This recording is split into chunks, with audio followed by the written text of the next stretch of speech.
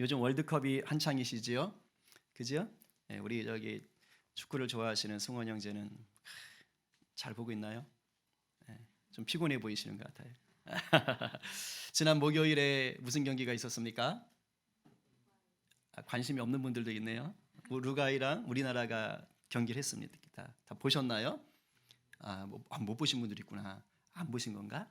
예, 전 봤어요. 보신 분들 감상평이 어떠세요? 골을 못 넣었어요. 무승부였어요. 근데 깜짝 놀랐어요. 우리나라가 저렇게 잘했어? 할 정도로 상당히 잘하더라고요. 그래서 야, 내일이더라고요. 또 우리나라가 너무 기대가 돼요. 지금 가나전인데 그날은 좀 이겼으면 좋겠다 이런 생각을 하게 됩니다. 자, 여러분 지금 제가 이렇게 말하고 있으니까 제가 지금 어디에 관심을 두고 있다는 걸 알게 되죠?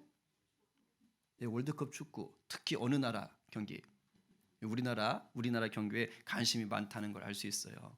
어떻게 아셨어요? 네가 말했지 않습니까? 그죠? 예, 제가 지금 말하고 있잖아요. 막 흥분해가지고 막 기대감을 가지고 말하고 있는 걸 여러분들이 지금 듣고 보고 있단 말이죠. 그러니까 저 최 목사는 지금 이 주님이 아니라 축구에 이게 지금 관심이 많네. 저 큰일 났네. 이런 생각을 하실 수가 있는 거예요. 근데 제가 이번에 경기를 보다가 깜짝 놀라는 게 또 하나 있어요. 그건 뭐냐면 저희 하원이랑 시원이도 축구에 관심이 많더라고요. 근데 그 전까지는 전혀 안 그랬어요. 관심이 없던 애들이었거든요. 그런데 뭐 공부방에 어떤 형이 골 넣으면 어땠더라, 뭐래더라, 저래더라 하면서 막 자기들 둘이 막 이렇게 막 난상 토론을 하고 막 그러는 거예요. 그래서 깜짝 놀랐습니다. 아니 우리 애들이 언제 이렇게 축구에 관심이 있었어? 또 시원이는 그 문자 그 뭐죠 기호 같은 걸로 그림 문자를 만드는 거예요. 골대에 골이 공이 들어가는 있잖아. 그 모양을 지가 만든 거예요. 그래서 우리나라가 한 골 만들면 자기 반에 다 보낼 거래. 그래가지고 근데 못 보냈어. 내일은 보낼 수 있기를. 예. 한번 보세요. 제가 오늘 어젯밤에 다시 한번 확인했어요. 근데 잘 만들었어요. 예.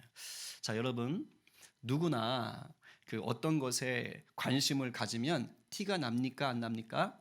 다 티가 나요. 숨길 수가 없어요. 관심을 가진 것에 대해서 일단 말이 많아지죠. 그죠? 그거에 대해서 계속 말합니다. 거기다 좀 더 관심을 가지면 거기다 시간을 투자하고요. 이젠 주머니를 털어요. 돈까지 투자해요. 이건 당연한 거잖아요. 그죠? 그리고 어떤 사람은 이제 밥 먹는 것도 있죠. 그 관심사가 더 중요한 거예요. 거기 몰두합니다. 아주 심한 경우는 어떻게 돼요? 자기가 관심 갖고 있는 그것을 위해서 목숨까지도 내어놓기도 합니다. 우리 오늘 오후에 김장 있지요? 네, 어제 막 권사님들 오셔서 또 속을 준비하셨던데, 자, 김장을 주도하시는 우리 권사님들의 가장 큰 관심사가 뭘까요? 저도 몰라요. 그러나 맛있게 담그시는 거, 아니 뭐 후딱 끝나시기, 뭐 있겠죠. 근데 분명한 건 김장이 빨리 끝나기를 기다리는 우리들의 관심사는 뭘까요? 그렇죠, 그렇죠. 할렐루야.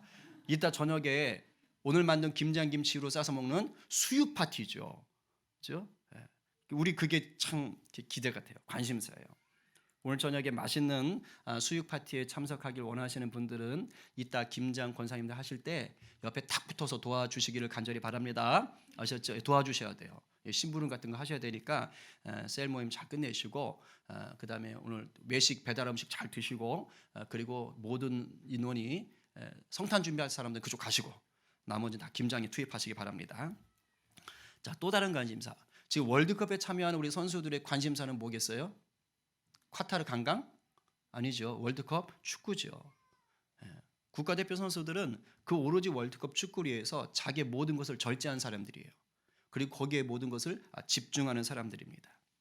우리가 잘 아는 안중근 의사, 윤봉길 의사 같은 분들은 평생 그들의 관심사, 최고의 관심사가 뭡니까? 대한독립? 만세가 아니고 대한독립. 그렇죠? 대한독립이에요. 대한독립. 그래서 그분들은 그 대한독립을 위해서 무엇을 바쳤어요? 목숨까지 바친 분들입니다. 그러니까 굉장한 거죠. 인생 최고의 관심사를 위해 자기 목숨을 바친 분들이 있더라 이겁니다. 잘 들으세요. 이런 점에서 내가 관심을 쏟고 있는 것이요 내 인생의 방향을 결정합니다. 그리고 내 인생의 열매를 만들어냅니다. 한번 같이 읽어볼까요? 자, 시작. 내가 관심을 쏟고 있는 것이 내 인생의 방향을 결정하고 내 인생의 열매를 만들어낸다. 여러분, 이거 진리에 가까운 거예요. 정말 중요한 것이에요. 여러분이 관심 쏟고 있는 게 여러분 방향을 글로 만들어 간다니까요. 그게 여러분 인생의 열매인 거예요. 그러니까 뭐에 관심을 쏟는지가 굉장히 중요한 거예요. 제가 아는 한 청년은 해외여행 다니는 게 그 청년 최대의 관심사입니다. 그래가지고요, 그 친구는 일을 하는데 일하는 목적이 뭐냐? 여행 경비 마련하는 거예요. 여행 경비. 우리 중에도 있나요? 그래서 이 친구는 평생 직장을 구해야겠다는 생각 자체를 아예 안 해요. 왜? 여행 못 가잖아요. 그러니까 그냥 여행 경비를 벌 수 있는 조건만 맞으면 뭐 커피숍이든 고깃집이든 뭐 상관없어. 그냥 가서 일하면 돼요. 적당히 일하다가 이제 경비가 마련됐다? 그럼 아주 쿨해요. 그냥 서슴없이 그냥 다 끝내버리는 겁니다. 그리고 그냥 배낭 메고 떠나는 거예요. 그 청년의 인생엔 그래서 해외 여행에 대한 열매들이 그냥 하나 둘씩 계속해서 맺혀지고 있는 것이죠. 이게 관심사가 그 인생을 끌어가는 것입니다. 그렇다면 요즘 여러분의 관심사는 뭡니까? 여러분들이 여러분들의 생각, 여러분들의 시간, 여러분들의 돈을 쏟아 붓게 만드는 관심사가 뭐냐 이 말이에요. 먹고 싶은 거, 입고 싶은 거, 사고 싶은 거 마음대로 하는 게 관심사입니까? 아니면 하루 종일 게임하고 유튜브 보다가 페북하다가 인스타 하는 건가요? 아니면 열심히 공부해서 돈 많이 주는 회사에 취직하는 것이 관심사입니까? 아니면 부동산이나 주식에 투자해서 떼돈을 한번 벌어봐야겠다. 이게 내 인생의 최고 관심사입니까? 아니면 우리 부모님들 자식 농사를 좀 잘 지어서 자식 덕분에 노후에 좀 편하게 살아보자. 이것이 여러분들의 혹시 최고의 관심사입니까? 무엇이 되었든 간에 여러분 각자가 나름대로 관심을 쏟고 있는 것들이 분명히 있을 거예요. 그죠? 몇 개 떠오르시죠, 지금? 떠오를 거예요. 그 관심사가 뭐 한두 달에 걸쳐서 끝나는 관심사일 수도 있고, 때로는 몇 년에 걸칠 수도 있고, 때로는 평생을 두고 관심을 쏟는 것일 수도 있습니다. 그렇다면 묻겠습니다. 지금 그렇게 관심을 쏟고 있는 그것들이 과연 여러분을 정말로 행복하게 해주고 있습니까? 여러분의 삶을 참으로 가치 있게 만들어주고 있는 관심사입니까? 무엇보다 예수를 믿는 성도로서 우리 예수님이 기뻐하실 만한 관심사입니까? 한번 생각해 보세요. 네, 그거 아세요? 제가 놀라운 비밀을 하나 말씀을 준비하다 깨닫게 되었습니다. 예수님을 정말로 구주로 영접하여서 예수님이 내 인생의 주인 된 분들 있잖아요. 이분들은 누구나 공통점이 있더라고요. 그건 인생 최고의 관심사가 다 똑같아져 버려요. 신기해요. 뭐냐? 내가 어떻게 해야 내 삶을 통해 예수의 복음의 증인으로 살까? 이게 예수님을 주인 삼은 모든 사람들의 최대의 관심사입니다. 제가 보면 그래요. 실제로 그냥 교회 다니는 사람들 말고 정말로 예수님을 구주로 영접하고 예수님이 주인 된 사람들은 말이 다르고 뭐 문화가 다르고 고향이 다르고 국적이 다르고 가정 환경이 다르고 직업이 달라도요 놀라워요. 어디에서 뭘 해도 인생의 목적 최고의 관심사는 예수입니다. 나 예수의 제자로 살고 싶어요. 나 예수의 복음을 증거하기 원해요. 놀라운 것이죠. 이게 최대의 관심사더라. 은혜로 구원받은 이 예수 복음을 위해서 자신의 시간, 자신의 돈, 자신의 지식, 자신의 은사, 심지어 목숨까지도 내어놓는 자들이 바로 예수에게 붙들린 자들입니다. 오늘 본문에 그 사람이 나와요. 오늘 본문에 예수를 주인 삼은 성도는 인생 최대의 관심사가 무엇이 되어야 되는가? 오늘 본문 속에서 알 수 있어요. 스데반이 순교했습니다. 그리고 한 20년 정도가 이제 세월이 흘렀어요. 사도 바울도 어느덧 1차 전도 여행 마치고 2차 전도 여행도 마치고 이제 3차 전도 여행을 떠났다가 마무리하려는 시점입니다. 지금 사도 바울은 오늘날 그리스 지역에 지금 머물고 있습니다. 그런데 성령이 감동을 주는 거예요. 예루살렘으로 가라. 예루살렘으로 가라. 그래서 이제 예루살렘으로 가야겠다라고 계획을 세웠습니다. 그런데 이 계획은 인간적인 생각으로 볼 때는 그다지 기뻐할 만한 계획이 아닙니다.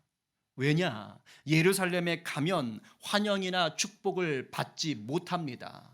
이렇게 말씀에 써 있습니다. 23절 다 함께 시작. 오직 성령이 각 성에서 내게 증언하여 결박과 환난이 나를 기다린다. 이게 대체 무슨 말이에요? 너 예루살렘에 가면 말이다. 너 붙잡힌다. 너 고생 바가지로 한다. 너 환난 당한다. 이걸 누가 말했다고요? 성령님이 친히 이렇게 말씀하셨다는 거예요. 제가 말씀을 묵상하고 준비하다가 이 대목이 참 마음에 안 들었어요. 그거 참 이상하다. 왜냐하면 성경을 쭉 읽다 보면 특히 구약을 보게 되면 하나님께서 하나님의 사역자를 부르실 때 하나님의 사람을 하나님의 일을 위해 보내실 때 하나님이 어떻게 하십니까? 이런 식으로 말하시나요? 아니요. 축복하십니다. 격려하십니다. 아브라함 어떻게 했습니까?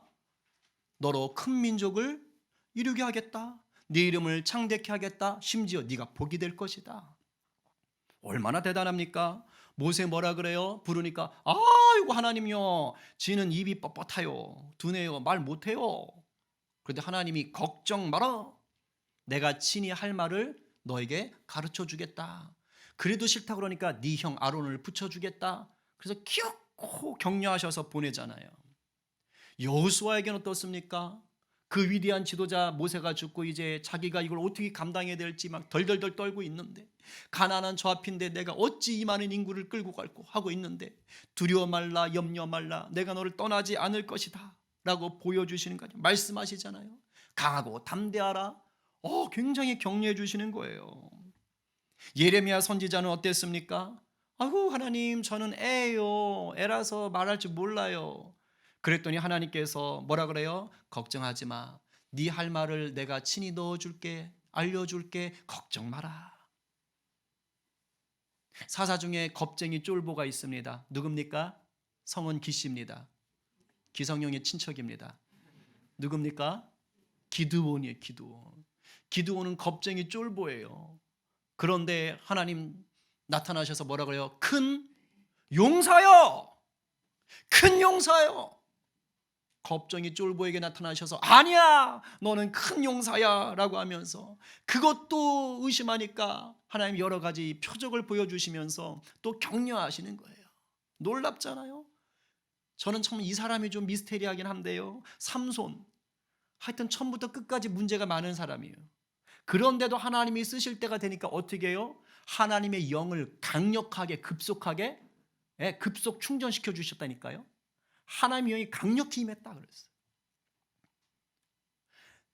성경에 보면 하나님의 사람을 보낼 땐 이렇게 격려하고 복 주시고 은혜를 더하시고 임마누엘 힘내라, 왜 쪼냐, 내가 있는데 야, 이렇게 하셨단 말이에요. 근데 사도 바울은 사뭇 달라요. 그런 말씀을 안 하세요. 좀 사도 바울한테도요, 야 걱정 마라, 내가 함께 하지 않니? 너에게 성령의 은사들을 듬뿍 부었다. 가자. 담대히 가라. 이러시면 얼마나 좋았겠습니까? 근데 그렇게 안 하시는 거예요. 심지어 사도 바울이 이제 예루살렘 가장 가까운 항구인 가이사랴에 도착했을 때는 아예 이번에는요 성령께서 선지자를 보내요. 아가보라는 선지자를 보내서 온몸으로 연극을 하면서 예언을 하게 합니다. 이렇게 해요. 21장 11절. 자, 시작. 우리에게 와서 바울의 띠를 가져다가 자기 수족을 잡아매고 말하기를 성령이 말씀하시되 예루살렘에서 유대인들이 이같이 이 띠 임자를 결박하여 이방인의 손에 넘겨주리라 하거늘. 이거 뭐 하는 거예요? 사도 바울 허리띠 있죠. 요거 갖고 와가지고 이렇게 묶는 거예요. 이 허리띠 누구 거예요? 사도 바울 거지요? 이거 이렇게 허리띠 이렇게 묶여서 이래가지고 사도 바울의 동족인 유대인들이 사도 바울을 이렇게 묶어서 당시의 지배자인 로마인들에게 로마 법정에 사도 바울을 넘긴답니다. 지금 이 얘기를 하고 있는 것입니다. 그러니까 사도 바울 주변에 있던 동역자들이 이 예언의 이 행동을 보면서 깜짝 놀라는 거예요. 그래가지고 다 말려요. 우리가 그 말을 듣고 그곳 사람들과 더불어 바울에게 예루살렘으로 올라가지 말라 권하니. 지금 사람들이 말리는 거예요. 예수 믿는 동역자들이 말리는 거예요. 야, 성령이 너 가면 잡힌대잖아. 너 죽을지도 모른대잖아. 성령께서 알려주셨잖아. 왜 갈라 그래? 가지마, 가지마, 가지마 라고 지금 얘기하고 있는 거예요. 여러분 같으면 이럴 때 어떻게 하시겠습니까? 그래도 예루살렘으로 가시렵니까? 우리가 몇 년 전에 인도 선교 다녀왔잖아요. 제가 그런 상상을 해봤어요. 물론 잘 갔다 왔지요. 갔다 와서 바로 코로나가 터졌어요. 진짜 굉장한 타이밍, 엄청난 은혜였지요. 자, 그런데 만약에 가정을 해봤어요. 인도에 이제 가려고 막 준비를 하고 있는데 3일 전에 인도에서 LK 선교사님한테 전화가 왔다가 합시다. 그리고 이렇게 얘기하시는 거예요. 저한테 이번에 선교 오시면 굉장히 위험하겠습니다. 지금 인도에 폭동이 일어났습니다. 가는 곳마다 여러분들 돌 맞으실 겁니다. 그리고 여러분들 가져온 거 귀중품 다 뺏길 겁니다. 여권 뺏길 겁니다. 그리고 정말 안타깝게도 여러분들 중에 순교를 당할 분도 있을 겁니다. 그러니 오시려면 각오하고 오세요. 만약에 이렇게 말씀을 하셨다면 갔을까요, 안 갔을까요? 이 얘기를 제가 이제 이렇게 얘기했어요. 교회 와서 딱 해서 만약에 전화를 받고 그다음 토요일에 전화를 받고 주일에 이런다고 하십니다. 여러분 어떻게 됩니까? 그랬더니 막 선교에 안 가시는 성도들이 난리가 난 거예요. 안 됩니다. 절대 가면 안 됩니다. 막 뜯어 말리고 있는 거죠. 이런 와중에 떠났을까요?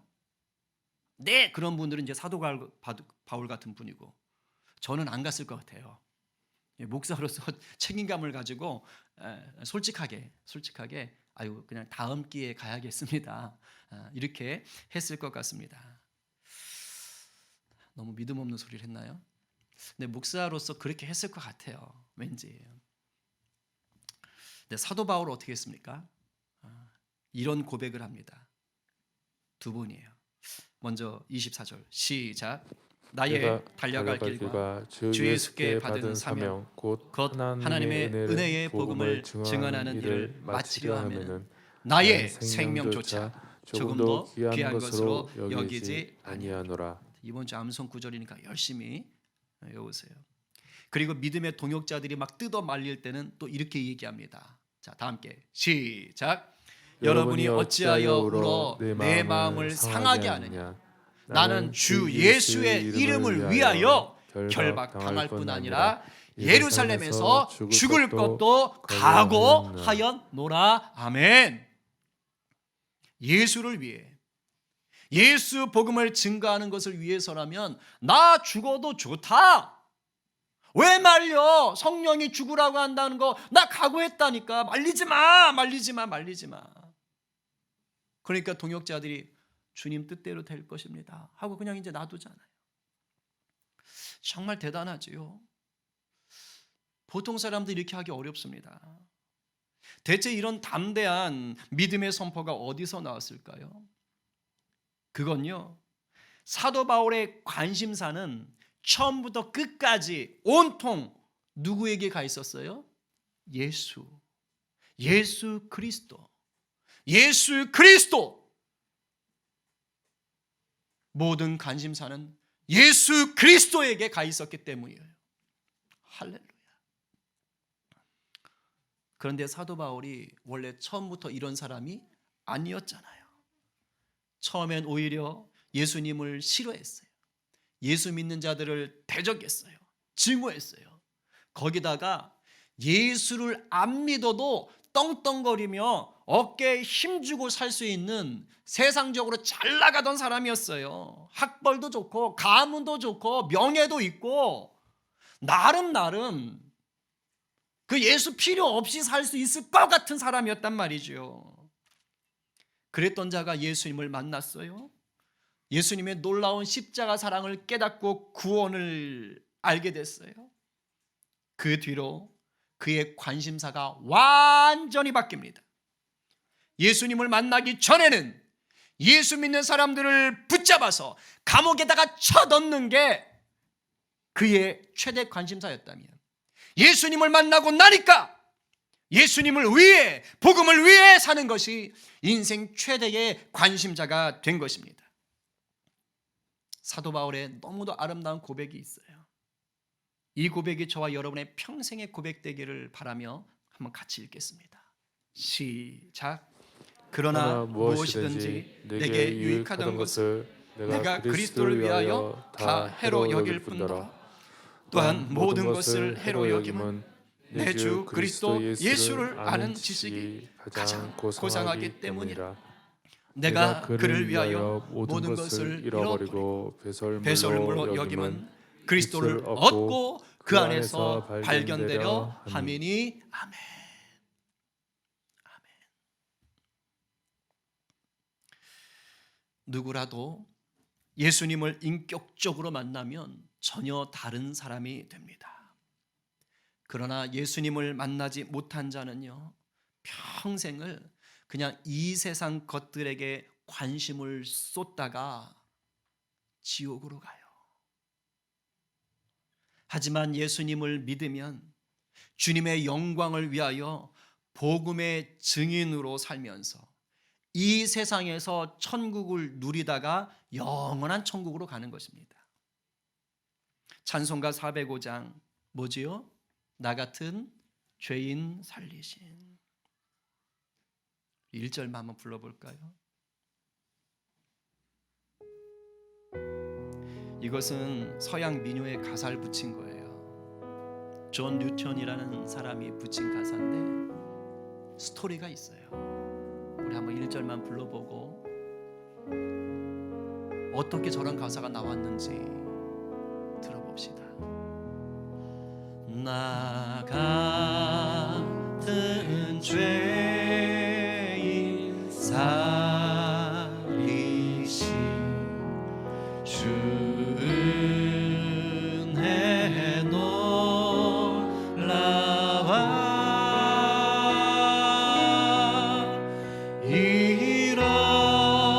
잃었던 생명 찾았고 광명을 얻었네. 존 뉴턴이란 사람은 11살부터 배를 탔어요. 그런데 노예를 잡아서 팔아넘기는 노예 상선에 나중에 선장이 됩니다. 이게 20대 초반까지 그렇게 살았어요.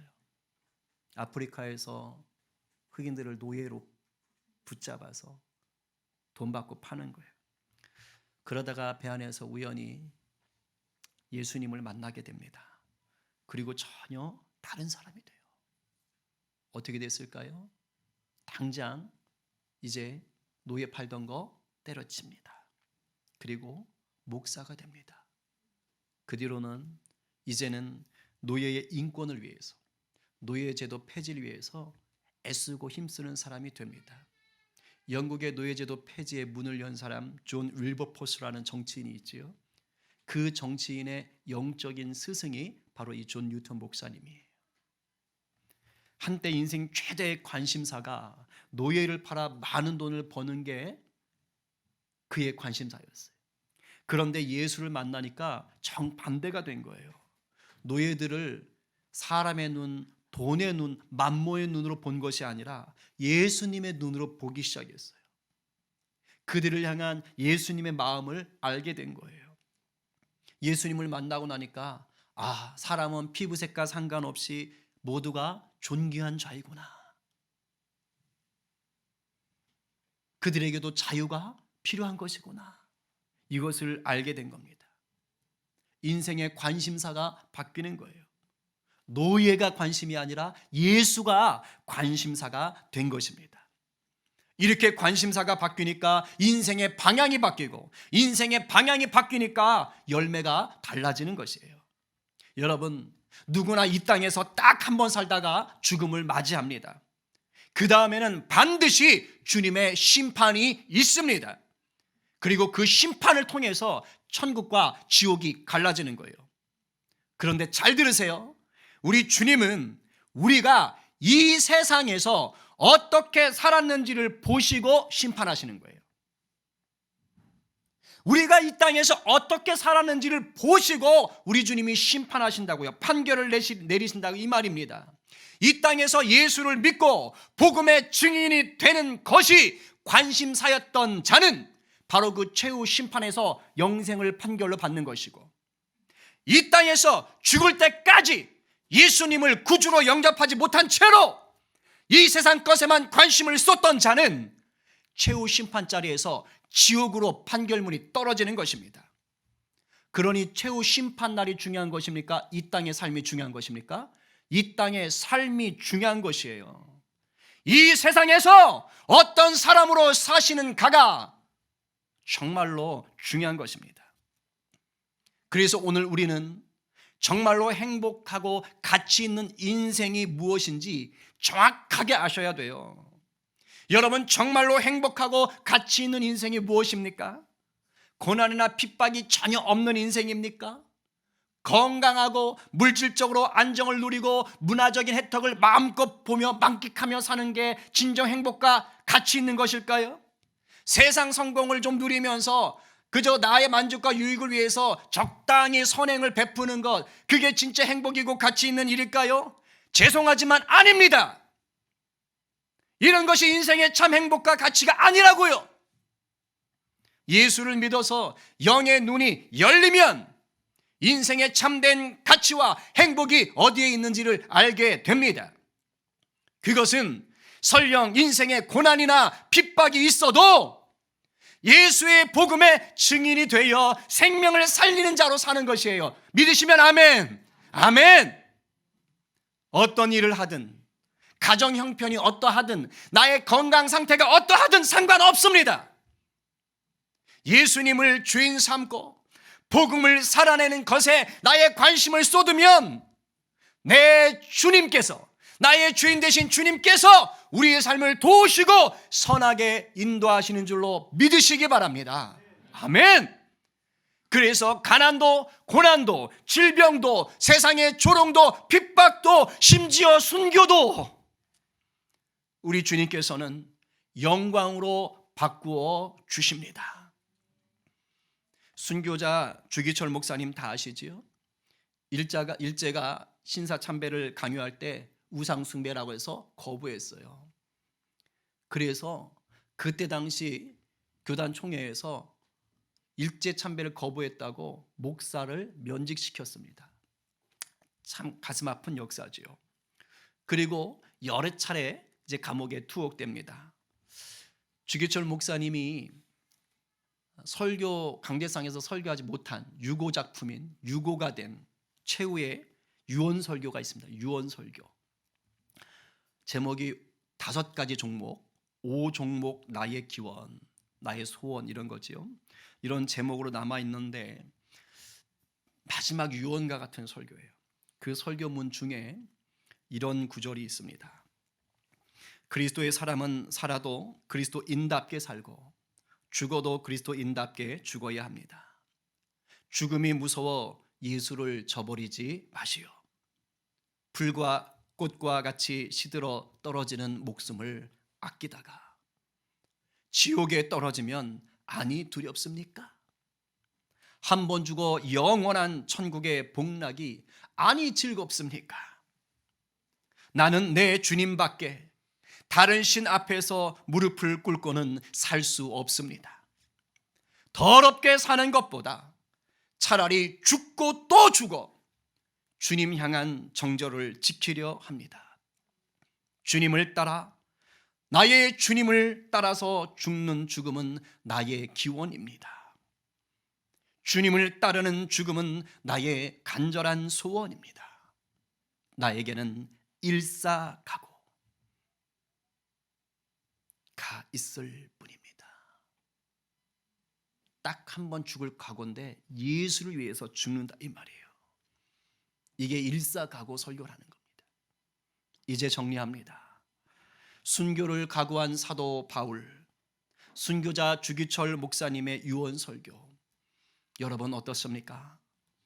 요즘 시대에 우리 삶에는 맞지 않는 너무 무거운 주제인가요? 정말 그래요? 아니요. 오히려 요즘 시대에 더 필요합니다. 지금요, 그 어느 때보다 우리의 믿음을 무너뜨리려는 은밀한 유혹, 달콤한 유혹이 얼마나 많은지 몰라요. 요즘 학교에 가면 한 반에 예수 믿는 학생들 5명이 채 안 된다 그래요. 이게 통계입니다. 제가 학교 교사할 때만 해도 그래도 한 반의 절반 이상은 교회를 좀 다녔어요. 지금은 여러분 직장 생활 하시는 분들에게 묻습니다. 혹시 직장에서 주일 성수 힘써 지키고 신앙생활 성실하게 하는 성도 몇 분 계십니까? 혹시 몇 분 계세요? 어쩌면 단 한 사람을 찾아내기도 어려울 수 있어요. 여러분이 그 한 사람이 아니라면, 여러분이 그 한 사람이 아니라면 단 한 사람도 찾지 못할 수 있다고요. 무슨 말입니까? 그 어느 때보다 믿음 지키는 게 힘든 시대란 말이에요. 그래서 그 어느 때보다 순교적인 각오로 복음의 증인이 되셔야 할 때라 이 말입니다. 사람은 자기 관심사를 따라가기 마련입니다. 그렇다면 오늘 누가 인생 최고의 관심사가 예수 생명, 예수 복음인 자로 우뚝 서시겠습니까? 오늘 누가 죽음조차도 막을 수 없는 예수의 사랑을 품고 삶의 자리에 예수의 은혜의 복음을 흘려 보내시겠습니까? 이 말씀 앞에 접니다 주님이라고 선포하며 결단하는 저와 여러분 모두 되기를 간절히 축원합니다.